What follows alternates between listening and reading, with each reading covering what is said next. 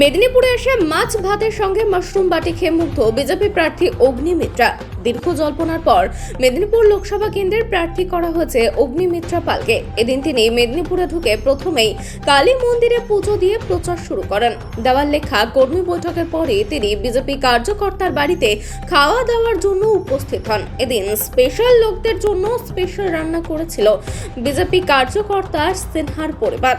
BJP প্রার্থী অগ্নিমিত্রার পালের জন্য মেদিনীপুরের বিভিন্ন স্বাদিষ্ট খাবার তৈরি করা হয়। এই মেনুতে ছিল ভাত, ডাল, আলু ভাজা, ছ্যাঁচড়া, মাশরুম বাটি, মাছের ঝোল, চাটনি, পাঁপড় ও মিষ্টি। এই বিজেপি কার্যকর্তা সোমনাথ সিনহা ও তার পরিবার, বিশেষ করে বৌমা রুবিনা সিনহা ও স্ত্রী সুজাতা সিনহা নিজের হাতে তৈরি করেছিলেন মেদিনীপুরের স্পেশাল মেনু মাশরুম বাটি। এই খাবার খেয়ে প্রশংসা করেন অগ্নিমিত্রা। তিনি বলেন, মেদিনীপুরের মানুষ এত ভালো এবং এত ভালোভাবে অভ্যর্থনা করে যে তা অভাবনীয়। এরই সঙ্গে আজকে বিজেপি কার্যকর্তাদের বাড়িতে আমন্ত্রণ সত্যি আমায় মুগ্ধ করে। প্রার্থী বলেন, প্রচারের সময় দরকার আমার কটন শাড়ি, মিষ্টি, টক দই। ওইটাই একটুখানি চেষ্টা করব। আর হাঁটাহাঁটি তো হবেই, সুতরাং অসুবিধা নেই, মনে হয় মিষ্টি খাওয়াই যেতে পারে। বেশি করে কোনটা খাওয়ার চেষ্টা করবেন সকাল থেকে? ফলটা একটু বেশি করে খাওয়া, টক দইটা একটু বেশি করে খাওয়া। আমি একটু রুটিটা খেতে ভালোবাসি, তো রুটিও খাবো, সবই খাবো, কিন্তু একটুখানি এই করে করতে হবে, কারণ 2 মাস টানতে হবে।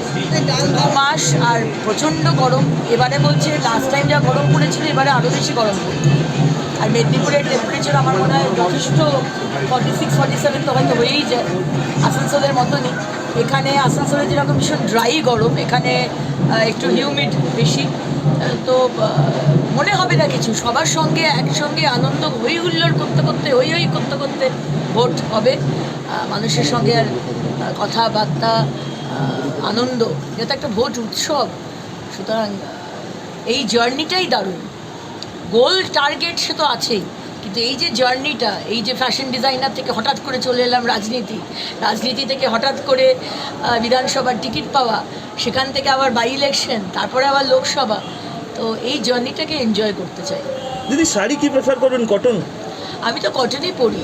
ডিজাইনার যখন ছিলাম নিজের বানানো শাড়ি পরতাম, কিন্তু এখন তো প্রতিদিনই শাড়ি পরি। একদমই কটন শাড়ি, হালকা রঙের মধ্যে। আলাদা করে দেখুন, আর বানানোর কোনো বিষয় নেই, যা স্টকে ছিল সেটাই নিয়ে চলে এসেছি, ওইটাই পরবো আর কি। দিদি, মেদিনীপুরে স্পেশাল খাবার কিছু আছে? মেদিনীপুরে মাশরুম বাটি আছে আমাদের। আচ্ছা, এটা কি বলে?